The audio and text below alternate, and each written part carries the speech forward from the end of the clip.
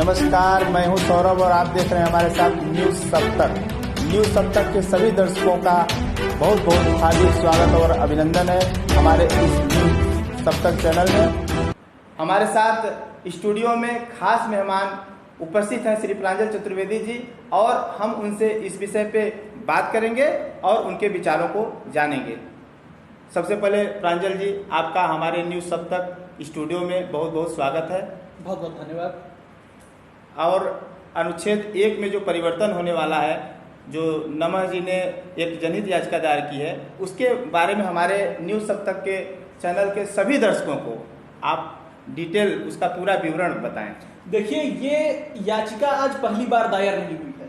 इससे पहले 2016 में भी सुप्रीम कोर्ट इसी प्रकार की एक याचिका को खारिज कर चुका है, और वो सुप्रीम कोर्ट ने केवल याचिका को खारिज नहीं किया बल्कि फटकार लगाते हुए ये कहा कि क्या आपको लगता है कि हमारे पास केवल इन भावनात्मक विषयों से को डील करने के लिए हमारे पास समय है। माननीय उच्चतम न्यायालय साल के 365 दिनों में मात्र 190 दिन बैठता है, और माननीय उच्च न्यायालय 210 दिन के आसपास कार्य करता है। माननीय उच्चतम न्यायालय में वर्तमान में भी 60,000 से ज्यादा केस लंबित हैं, और माननीय उच्च न्यायालय में लगभग 49 लाख के आसपास केस लंबित हैं। तो ये बिल्कुल उचित है कि इस प्रकार से माननीय न्यायालय का समय जाया नहीं किया जाना चाहिए।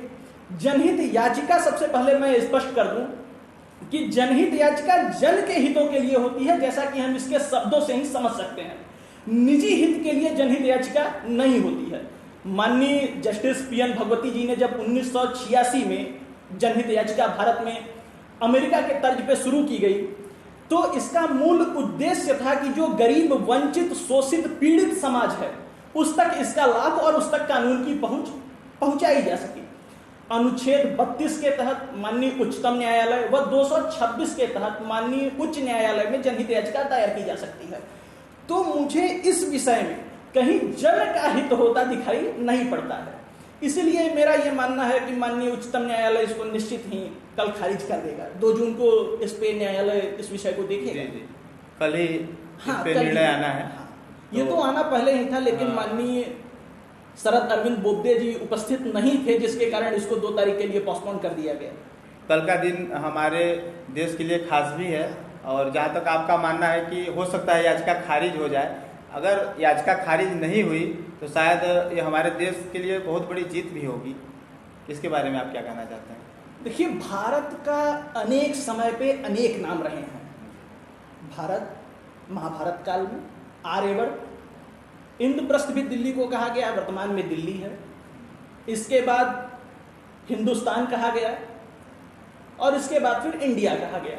अगर इसको क्रमशः हम समझें तो ना हिंदुस्तान, जैसे याचिका में मांग की गई है, या तो भारत का नाम भारत रखा जाए या तो हिंदुस्तान रखा जाए, तो ना हिंदुस्तान नाम भारतीय है ना इंडिया नाम भारतीय है। और हिंदू शब्द जो आया, ये सिंधु नदी के आसपास के जो लोग थे, जब पर्शियन इनसे व्यापार करते थे तो सिंधु के आसपास के लोगों को स वो सही से प्रोनाउंस नहीं कर पाते थे, स का उच्चारण वो नहीं कर पाते थे, इसलिए वो स को ह कहते थे।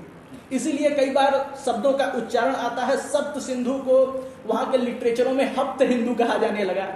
और इसी संदर्भ में मैं बता दूं आप सभी को, चीनी लोग भी स उच्चारण नहीं कर पाते थे, तो वो इंदू लगे कहने सिंधु को। तो ना हिंदुस्तान अपना भारतीय शब्द है, इंडिजिनस शब्द है, ना इंडिया इंडिजिनस शब्द है। तो संशोधन करके हिंदुस्तान मुझे कतई प्रासंगिक नहीं लगता। हाँ, भारत तो मेरा ये मानना है कि भारत शब्द भारतीय गौरव को, भारतीय परंपरा को, भारतीय सामर्थ्य को और वीरता को दर्शाता है, उसका परिचायक है वो शब्द। इसलिए निश्चित ही अगर माननीय उच्चतम न्यायालय याचिका के प्रति सार्थक रुख अपनाता है, तो निश्चित ही यह सिद्ध होगा कि waste can not be always best. ये लोगों को समझने की आवश्यकता है। माननीय प्रधानमंत्री जी ने भी भारत को आत्मनिर्भर बनाने की बात कही। मैं बड़े साफ शब्दों में स्पष्ट कर दूं कि कोई भी देश या व्यक्ति जो कि गुलामी की मानसिकता को सजो के रखता है, संभाल के रखता है, वो कभी प्रगति और उन्नति या नेतृत्व नहीं कर सकता। तो इसीलिए मुझे लगता है कि भारत के लोगों के प्रति एक सकारात्मक कदम होगा, क्योंकि भारत के लोग अपने आप को भारत शब्द से अधिक जुड़ा हुआ महसूस करते हैं इंडिया या अन्य शब्दों की तुलना में। अच्छा, भारत शब्द की महिमा बड़ी निराली है। भारतीयों को भारत जन भी कहा गया महाभारत काव्य में, और अगर केवल इस शब्द को महाराज भरत के नाम के आधार पर न देखते हुए एक और इसकी महत्ता है कि भा धन रथ। भा अर्थात भास्कर का प्रतीक है, यानी ज्ञान का प्रतीक है, और रथ अर्थात जो उसकी निरंतर खोज में लगा रहे। तो भारत वह देश है जो ज्ञान की खोज में लगा हुआ है, इसलिए भी ये शब्द बड़ा महत्वपूर्ण हो जाता है। तो इसलिए ये सकारात्मक कदम होगा, मैं ये मानता हूं। देश की आज़ादी में भी भारत माता की जय, और मतलब जैसे एक ऊर्जा भरने वाला शब्द है भारत। जैसे देश की आज़ादी के लिए जितने लोगों ने अपनी कुर्बानियाँ दी, शहादत दी, उनके अंदर भी भारत शब्द से बड़ा लगाव था। निश्चित। क्योंकि आपने देखा होगा जब वो फंदे पे झूलते थे तब भी उनके मन में भारत माता की जय। तो निश्चय ही आपका जो संबोधन है वो सही है कि भारत बहुत बड़ा शब्द है, और न कि हिंदुस्तान। भारत पे हम लोगों की जीत ज़्यादा माना जाएगा, और हिंदुस्तान जो शब्द है या इंडिया शब्द है थोड़ा इतर है, थोड़ा अलग लगता है, आयातित शब्द है। ये हमारी अपनी पहचान खुद को दी हुई नहीं है, ये किसी और की हमको तुच्छता महसूस कराने के लिए दी गई पहचान है जी। ये प्रांजल जी, वर्तमान सरकार की इस परिदृश्य में क्या भूमिका होने वाली है? मैं एक बार दिल्ली में एक कार्यक्रम में था, माननीय राम माधव जी जो कि नेशनल सेक्रेटरी हैं भारतीय जनता पार्टी के, उनका संबोधन था और बड़ा रोचक प्रसंग था। माननीय राम माधव जी ने कहा कि संविधान इतना प्यारा है और हमें पूरा संविधान अपना सा लगता है, समस्या केवल एक जगह है, अनुच्छेद 1 में, इंडिया दैट इज भारत, और इसमें परिवर्तन होना चाहिए। और भारतीय जनता पार्टी का नेशनल सेक्रेटरी जब ये बात कह रहा है तो कहीं न कहीं ये बिल्कुल स्पष्ट रूप से प्रतीत होता है कि भारतीय जनता पार्टी की निजी विचारधारा भी यही है। अच्छा, अगर कोई और सरकार होती और इसको संशोधन करके बदलना होता तो बहुत समस्या होती, लेकिन वर्तमान सरकार के पास इतना बड़ा जनबल है जो कि राष्ट्रीय स्वयंसेवक संघ विश्व हिंदू परिषद। आप बिल्कुल ये स्पष्ट है, सब लोग जानते हैं कि दोनों संगठन सामाजिक परिवर्तन और सामाजिक माहौल बनाने में बिल्कुल सबल हैं। तो अगर वर्तमान सरकार इसको करना चाहती है तो इसके दोनों संगठन जो कि गार्जियन संगठन के रूप में भी माने जा सकते हैं, पितृ संगठन, वो 3 से 4 साल में इसके लिए पूरे देश में एक माहौल, एक बृहद आंदोलन खड़ा कर सकते हैं। और इसके बाद वर्तमान सरकार इसको कर सकती है अगर वो चाहे तो, बस इच्छा है, दृढ़ इच्छा शक्ति की जरूरत है। प्रांजल जी, आप इस जनपद से बिलोंग करते हैं और यह जनपद अत्यधिक आदिवासी बाहुल्य जनपद है और पिछड़ा है, शिक्षा के दृष्टिकोण से भी बहुत पिछड़ा हुआ जनपद है। तो आप आने वाले समय में अगर आप कभी सक्षम हुए, या चूंकि आप बाहर शिक्षा ग्रहण कर रहे हैं, बड़े लेवल पे शिक्षा ग्रहण कर रहे हैं और हमारे जनपद का मान सम्मान लगातार आप बढ़ा रहे हैं, तो जब आप कभी सक्षम हुए तो इस जनपद के लिए, इस जनपद को किस दृष्टिकोण से देखना चाहेंगे, या इस जनपद के लिए क्या कुछ खास करना चाहेंगे? मैं ये कहते हुए वास्तव में वेदना होती है कि जो जनपद उत्तर प्रदेश का दूसरा सर्वाधिक राजस्व देने वाला जनपद है, गौतम बुद्ध नगर के बाद सोनभद्र उत्तर प्रदेश का दूसरा सर्वाधिक राजस्व देता है उत्तर प्रदेश सरकार को। और गौतम बुद्ध नगर इसलिए राजस्व नहीं सबसे अधिक देता क्योंकि वो गौतम बुद्ध नगर है। गौतम बुद्ध नगर सर्वाधिक राजस्व इसलिए देता है क्योंकि वो दिल्ली एनसीआर का क्षेत्र है, नेशनल कैपिटल रीजन है।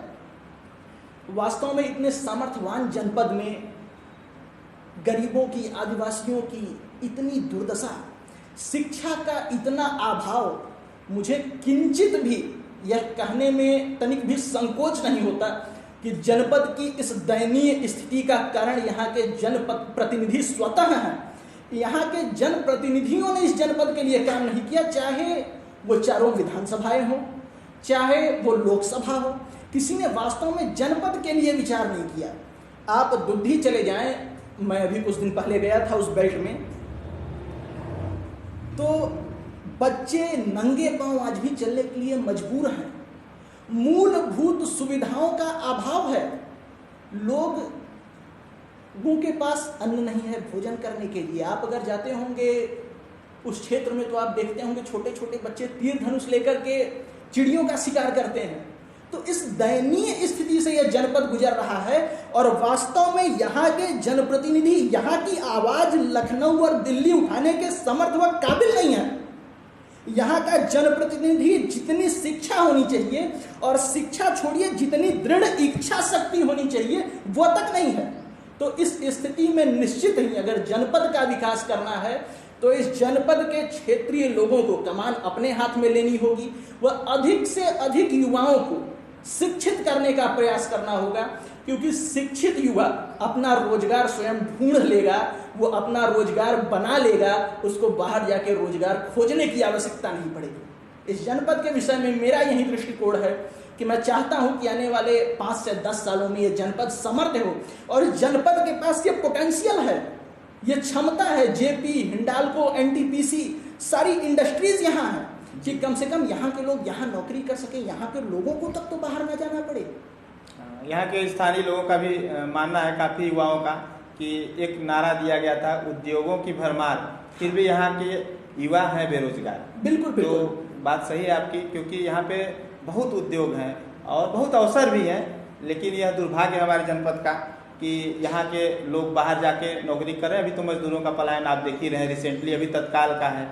तो ऐसी स्थितियाँ उत्पन्न नहीं होती अगर यहाँ के जनप्रतिनिधि या यहाँ के स्थानीय लोग उसके बारे में सोचे होते, जिम्मेदार लोग। व्यक्तिगत अगर इस निजी जनपद को न देखें तो समूचे उत्तर प्रदेश के लिए मेरा एक दृष्टिकोण था कि अगर हम चाहते हैं कि हमारी क्षमता का पलायन ना हो, हमारी क्षमता उस पर्टिकुलर उस क्षेत्र के लिए इस्तेमाल हो, तो वहाँ के क्षेत्रीय जो उद्योग हैं, छोटे उद्योग, सोनभद्र में पर्यावरण का वरदान मिला हुआ है, तो इसको एक पर्यटक क्षेत्र के रूप में विकसित किया जा सकता है। यहाँ पर जो ग्रामीण इलाके हैं, लोग आर्चरी में, तीरंदाजी में काफ़ी एक्सपर्ट हैं, उनको नेशनल लेवल पर भेजा जा सकता है। ये पोटेंशियल इस जनपद का है। स्टेट लेवल और नेशनल लेवल लोग जाते हैं यहाँ से। तो इस प्रकार की क्षमताओं को यहाँ के लिए विकसित किया जाए। हमारा पड़ोसी जनपद वाराणसी में साड़ी, कालीन का एक बहुत बड़ा उद्योग है जो अब समाप्ति के कगार पे आ पहुँचा है। वरना एक समय था कि बनारस की साड़ी पूरे भारत में प्रसिद्ध थी। उसके बाद हम जाए प्रतापगढ़ के आंवले, उसके बाद हम जाए भदोही के कालीन, अलीगढ़ के ताले, फिरोजाबाद की चूड़ियाँ। तो हर जगह हर क्षेत्र में रोजगार के अवसर मौजूद हैं। अगर आवश्यकता है तो सरकार के इच्छा शक्ति की, जो उस रोजगार को वहाँ के लोगों के लिए बढ़ा सके। वर्तमान जो केंद्र सरकार ने बजट जारी किया है, मुझको लगता है कि इस क्षेत्र में निश्चित ही प्रयास किया जाएगा। और अगर इस क्षेत्र में प्रयास किया गया तो निश्चित ही अगर हर एक क्षेत्र के को मद्देनजर रख करके प्रयास किया जाए तो भारत एक आर्थिक महाशक्ति बन सकता है और बेरोजगारी की समस्या हल हो सकती है। सबसे बड़ी बात तो ये है। तो ये मेरा समूचे भारत के प्रति यह दृष्टिकोण है।